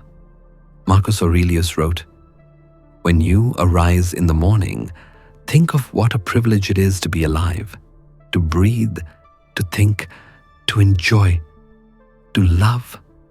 Love, for Marcus, was not an ownership of others, but a reverence for the shared miracle of being alive at the same moment in time. He breathes in, softly. The air feels warm, like sunlight itself. In the past, love had been an ache, a reaching, a need, a constant grasping for certainty. He wanted to know, to keep, to define. But what he called love was often fear in disguise, the fear of impermanence, the fear of being forgotten. Now, as he exhales, that need begins to fade.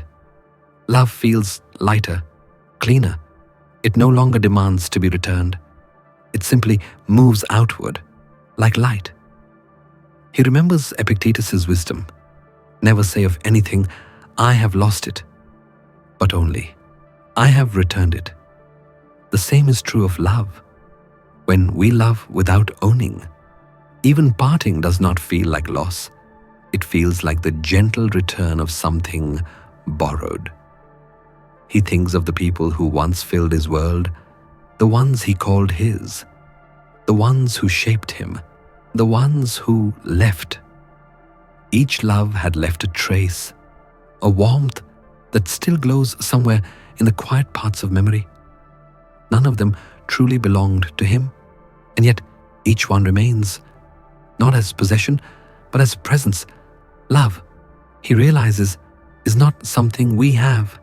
It is something we are. The voice grows softer now. Its rhythm like the sea at dusk. To love without owning, it says, is to let your heart move as the sun moves, given light, but never clinging to what it touches. He imagines that light again, passing gently across the earth. It touches the sea, the mountains, the leaves, the skin of sleeping children. And when the day ends, the light does not grieve the horizon. It knows that night too is part of its journey.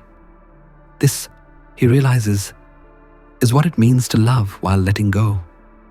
To love, even knowing it will end. To give warmth, even when no one stays to thank you. To shine, even when no one looks back. That is love at its most honest, an act of giving without fear of fading. He recalls another line from Marcus. What is not good for the beehive cannot be good for the bee. Love that clings only to one person, one outcome, one possession, eventually loses its nature. But love that flows freely, like sunlight, like air, nourishes all things, including the one who gives it. He sits quietly, eyes closed, breathing with the rhythm of that truth. Every inhale feels like receiving. Every exhale feels like giving back. the two become indistinguishable.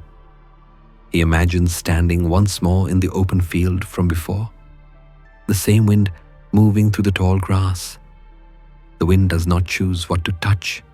It flows where it will, caressing everything with the same soft presence. That is love too. An invisible grace moving through the world, asking for nothing, leaving warmth behind. He thinks of all the times he loved with fear, with the question, will it last? And smiles softly now at the tenderness of his own humanity. To love is to risk, but to cling is to suffer. And yet, every soul must learn this truth in its own time. The narrator's voice grows quieter, almost intimate. Love cannot live where there is control. It withers in the grasp of possession, but in the open air of freedom, it grows wild and infinite. He breathes those words in. Inhale the warmth of connection. Exhale the freedom of release. And with each breath, he feels his heart expand, no longer confined to one person, one memory, one dream. It beats in rhythm with everything around him, the river, the air, the trees, the soft pulse of the world itself. Love, he realizes, is not a contract. It is a current. It flows through us, changes us, and moves on. And that movement is its beauty. The music in the background begins to fade, slow and deep, like twilight melting into night. The last light of the sun sinks below the horizon. The air cools. Everything feels wide and open again. The voice returns one last time, steady and kind. You have to love while letting go. The words settle in his chest like a heartbeat. He understands now that love's purpose was never to stay. It was to awaken him to the wholeness that was always there. As the music dissolves into silence, he feels no loss, only stillness. The stillness of a heart that has learned how to give without fear, how to love without owning, and how to rest in the gentle, eternal flow of life itself. The night that began with restlessness has softened into calm. The long storm of thoughts, fears, and attachments has passed, leaving behind a still, open space. The air feels lighter now, rinsed of noise and weight. Every lesson, the river of change, the practice of surrender, the love that lets go, has led here to this moment of quiet. What remains is not emptiness, but clarity, like the sky after rain. He breathes in deeply, and the air feels new, cool, clean, untouched. Freedom, he realizes, does not come from winning or overcoming. It comes from releasing the need to fight at all. It comes from standing still after the storm and feeling the world hold you again. Dawn begins to rise. The sky turns from gray to pale gold, and the last drops of rain slide off the window like tears that have finally finished their work. The world is quiet, not because nothing is happening, but because everything has found its rhythm again. The narrator's voice returns, soft but steady. When you stop fighting life, it starts to hold you. The words feel like warmth spreading through cold hands. For years, he had thought freedom meant control, the ability to make things go his way, to master every circumstance. But that kind of control had never brought peace. It had only tightened the knots of fear and expectation. Now, standing in this new morning, he feels something different. The quiet freedom that comes from surrender. The realization that peace begins, as Epictetus said, when you stop trying to control what you can't. He looks out at the horizon. The world is glistening, alive with light that seems to come not only from the sun, but from within everything it touches. The trees shimmer, the grass bends gently under the weight of dew. The light does not rush, it does not demand, it simply returns, filling every corner with calm. That is what freedom feels like. Not the shout of victory, but the sigh of acceptance. He thinks of Marcus Aurelius again. If you are pained by external things, it is not they that disturb you, but your judgment of them. The emperor had known that the deepest form of strength is not in resistance but in perspective, in choosing peace when the world offers chaos. He closes his eyes and listens to the rhythm of his breath. Each inhale feels like the world entering. Each exhale feels like release. The storm that once raged in his thoughts has turned into a gentle breeze moving through his chest. The narrator's voice slows, matching the rhythm of his breathing. Freedom, it says, is not in conquering the storm. It is in learning to stand in the rain without fear. He imagines walking barefoot through the wet grass outside. The earth feels soft, forgiving. Every step leaves a mark that the rain quickly erases. The wind carries the scent of renewal, of beginnings. Nothing in this moment asks for effort. Everything simply is. For the first time, he feels held, not by anyone, not by anything, but by life itself. The Stoics believed that nature was not an enemy to be mastered, but a teacher to be followed. To live according to nature was to live in harmony with what is real, to trust the flow of time, the rise and fall of circumstance, the dance between joy and loss. He understands that now. Freedom is not escape, it is alignment. He remembers a line from Seneca: "No man is free who is not master of himself." And yet, self-mastery is not domination. It is awareness. It is the quiet ability to see one's own emotions without drowning in them. It is the courage to stand in uncertainty without needing it to resolve. He looks again at the soft morning light spilling across the room. It touches everything equally: the table, the empty cup, the walls marked with shadows. Light does not choose. It simply shines. Perhaps peace is the same. It does not arrive through choice or effort, but through allowing. When we stop fighting the weather of life, the light returns on its own. He breathes again, slowly. The air feels lighter now, as if it no longer belongs to him but to everything. He realizes that what he had been seeking all along was never outside. It was this: the quiet permission to stop fixing, to stop striving, to stop chasing meaning long enough to feel it already here. The narrator's tone deepens, wrapping around the listener like a gentle embrace. When you stop fighting life, it says again, it starts to hold you. The words feel alive, like truth spoken by something ancient. He remembers the storm from before, the chaos of thoughts, the ache of resistance, the fear of letting go. And now, in the still air after the rain, he can see it differently. The storm was never against him. It was cleansing him. Every drop had been a release, every flash of lightning a moment of illumination. Peace, he realizes, does not come after the storm. It is born from within it.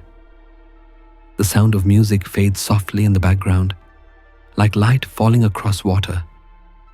He lets the stillness expand. There is no need to do anything more, no need to fix, no need to understand. The world is enough, exactly as it is. Marcus's words come to mind again, and he whispers them quietly. Accept whatever comes to you, woven in the pattern of your destiny, for what could more aptly fit your needs. He smiles, not because he understands fate completely, but because he no longer needs to. The peace that comes from acceptance is not knowledge, it is trust. The air moves through the open window. Somewhere, a bird sings once and then falls silent. Everything feels connected in its simplicity. This, he realizes, is freedom. Not the power to change what is happening, but the grace to meet it with an open heart. He inhales one last time, and in that breath, he feels the full weight of the journey, the struggle, the letting go, the learning to love without owning. All of it has brought him here, to this quiet morning after the storm. The narrator's voice fades into the rhythm of the wind. Peace begins, it whispers. When you stop trying to control what you can't, and in that gentle truth, the world seems to pause. The rain has ended, the light has returned, and in the stillness that follows, freedom breathes.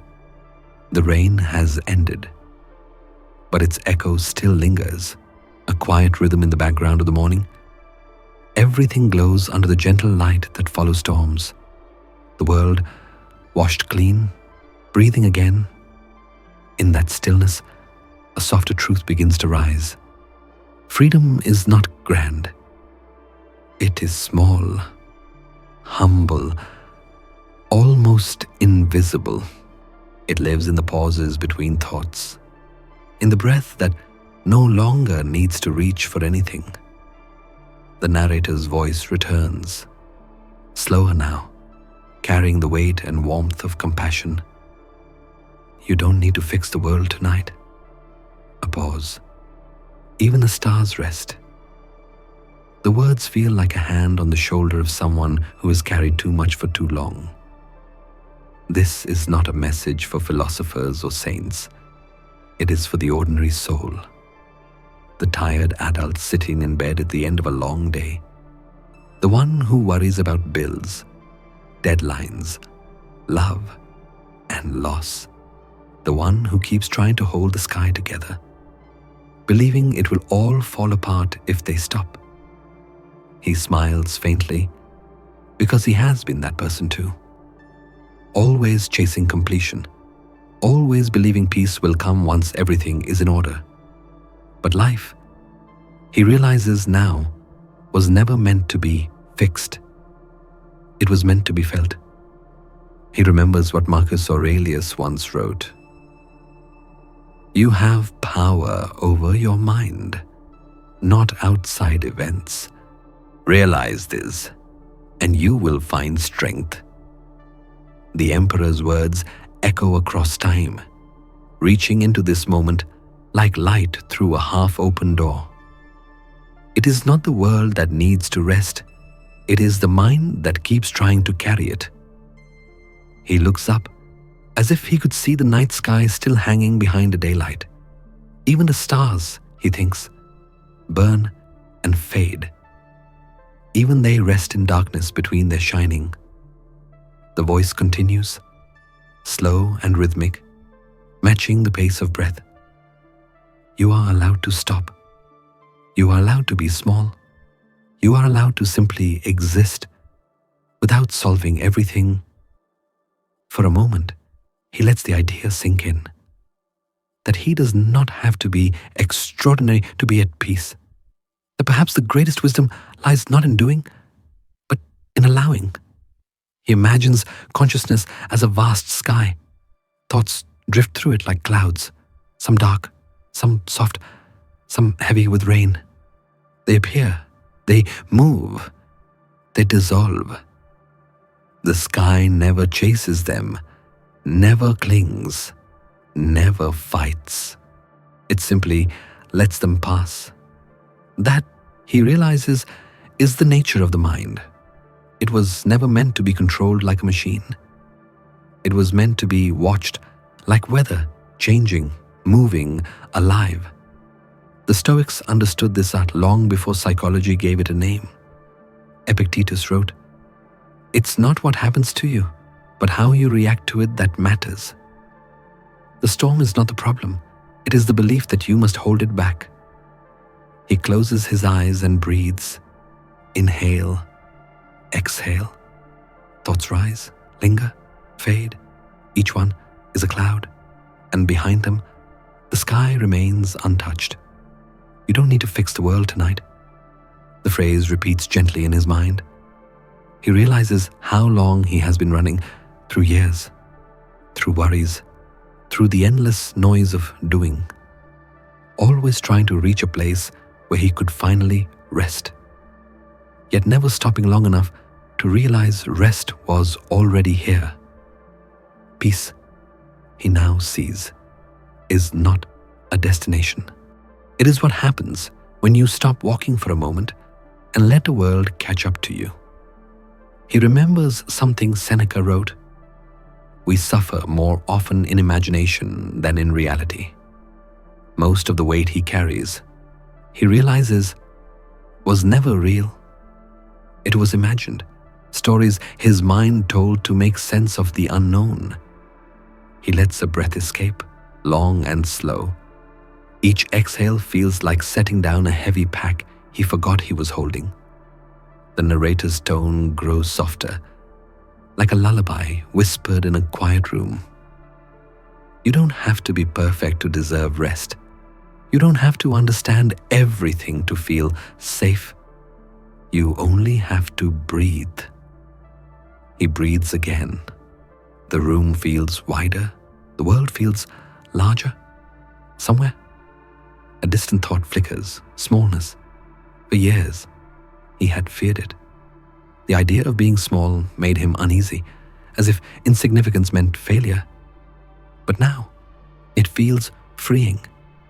To be small is to be part of something vast. To belong without needing to control. He thinks of the ocean. Every drop of water is small, yet together they make something infinite. Maybe a human life is the same, tiny, fleeting, yet part of something boundless. He looks inward again. The sky of his mind stretches endlessly, even when filled with clouds. Beneath the noise, there's always space. Beneath the space, there is peace. Even the stars rest. The voice repeats. He imagines them, distant suns burning for millions of years, only to fade, collapse, and be reborn. Even they do not shine forever, yet their light continues, traveling through space long after they have gone. That, too, is a kind of peace.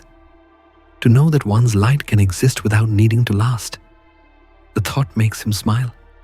He realizes that this is what the Stoics meant by living according to nature, to accept that everything, even himself, moves in cycles, activity and rest, shining and fading, holding on and letting go. Inhale, exhale. He begins to repeat it quietly, as if reciting a prayer. This moment is enough. I let it be. I do not need to fix the world tonight. Each sentence becomes softer until they dissolve into the rhythm of breathing. The narrator's voice fades almost completely now, replaced by the sound of a slow, deep hum, like the heartbeat of the universe itself. He lies back, letting his thoughts drift. They rise and fall like clouds, but he no longer chases them. The sky is wide, and that is enough. Marcus's words return one last time. Gentle as sleep. Nowhere can man find a quieter or more untroubled retreat than in his own soul. He understands now. The world outside may continue to move, to spin, to change, but within, there is space vast enough to hold it all. He breathes one last time before rest claims him. The sky of the mind opens wide. The clouds move softly across it. And somewhere deep inside, a voice whispers again, barely audible now, fading into peace. You don't need to fix the world tonight. Even the stars rest. The stars have settled into their quiet rhythm, faint against the dark sky. Their light, though distant, feels close, soft, familiar, like a breath that has been waiting to exhale. The world outside no longer moves with urgency. Even the air seems to rest. Inside, everything slows. The mind, once wide as the sky, begins to quiet, not because thoughts have vanished, but because they no longer demand to be followed. Each one drifts gently, like a cloud losing its shape at the edge of evening. He remembers the words from before. You don't need to fix the world tonight. Even the stars rest. And now, he feels it, what rest truly means. It is not absence. It is presence without effort. The narrator's voice returns, soft as dusk. Now, let your mind rest. The words arrive like a final invitation, not a command, but a kindness. The kind of kindness that allows the listener to stop performing, to stop pretending to be more than what they already are. He exhales. The sound of breath blends with the soft hum of the music beneath the voice. Each note fades slowly, dissolving into warmth. This is where the journey was always leading, not toward achievement, but toward surrender, not toward becoming something more, but toward remembering that he was always enough. The narrator continues, its tone steady, soothing, unhurried. You are enough. You have done enough. Sleep. The words are simple, but they carry the weight of truth that only simplicity can hold. For years, he had been running, chasing meaning, success, understanding, belonging. But every chase had led him back to this same still point. This quiet reminder that peace was never somewhere to reach. It was something to return to. Marcus Aurelius once wrote, "Look well into yourself. There is a source of strength which will always spring up if you will always look there." That strength, he realizes now, is not action. It is being. It is the calm that exists before every thought, before every fear, before every need to change. He lets his awareness drift like mist. There is no destination, no direction. The mind begins to dim its lights, one by one, like windows going dark across a sleeping city. The narrator's voice slows with him, matching the rhythm of his heartbeat. There is nothing left to do, nothing left to prove. You are already what you were seeking. He feels the words ripple through him like waves on a still lake. For so long, he had believed that fulfillment meant arrival, that one day he would reach a place where he would finally be whole. But now, he sees how false that image was. Life, he realizes, is not a straight road leading to completion. It is a circle, always moving, always beginning again. As the music softens further, he remembers a phrase he once read, "You will never arrive, and that is how you become." He smiles faintly. It no longer feels like a contradiction. It feels like peace. To never arrive is to remain alive, to remain open, learning, feeling, breathing. To become is not to reach, but to rest within the constant unfolding of what is. He lies back, his body sinking into the warmth beneath him. The edges between him and the world begin to blur. His breath moves slower now, deeper. Inhale, presence. Exhale, surrender. Outside, a breeze moves through the trees, carrying the scent of wet earth and new beginnings. The sound is soft, almost like breathing. Nature itself seems to rest alongside him. He thinks again of the Stoics, of their quiet wisdom. Epictetus wrote, "Freedom is the right to live as we wish." But perhaps true freedom, he thinks, is not about wishing at all. It is the ability to stop wishing, to rest in what already is. The voice returns, low and close, as if whispering just beside him. "This is enough. You are enough. Let everything go."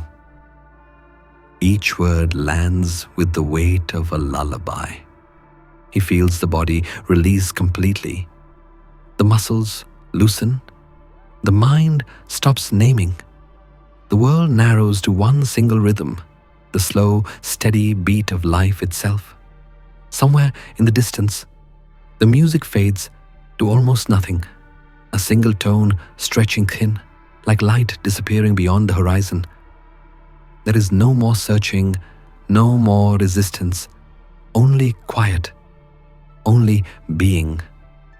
He understands now that rest is not escape, it is communion.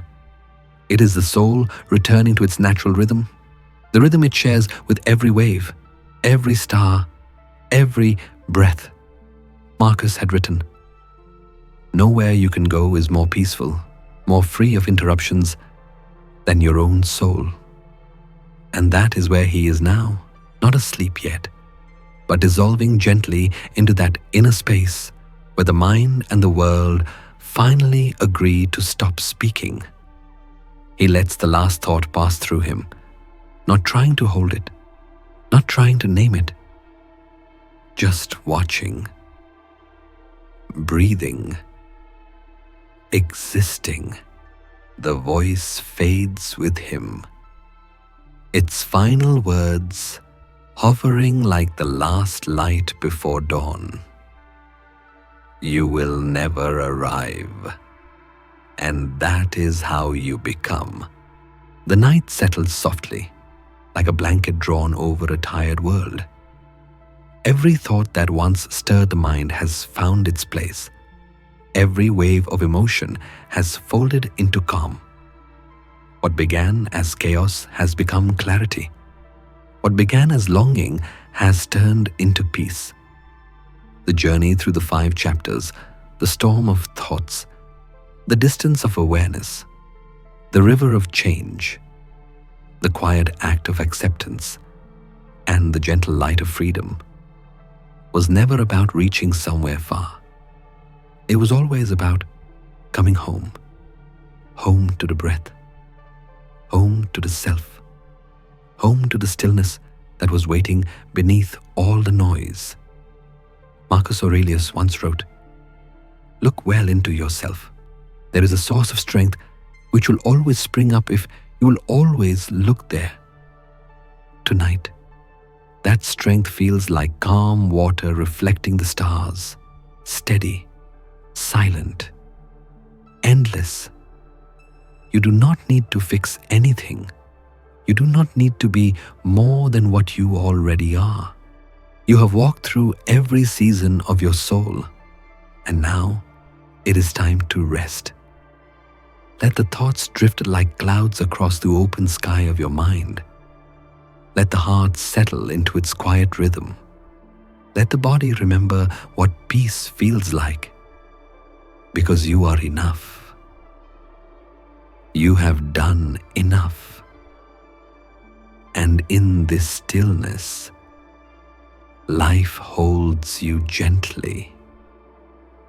Now, close your eyes and sleep well.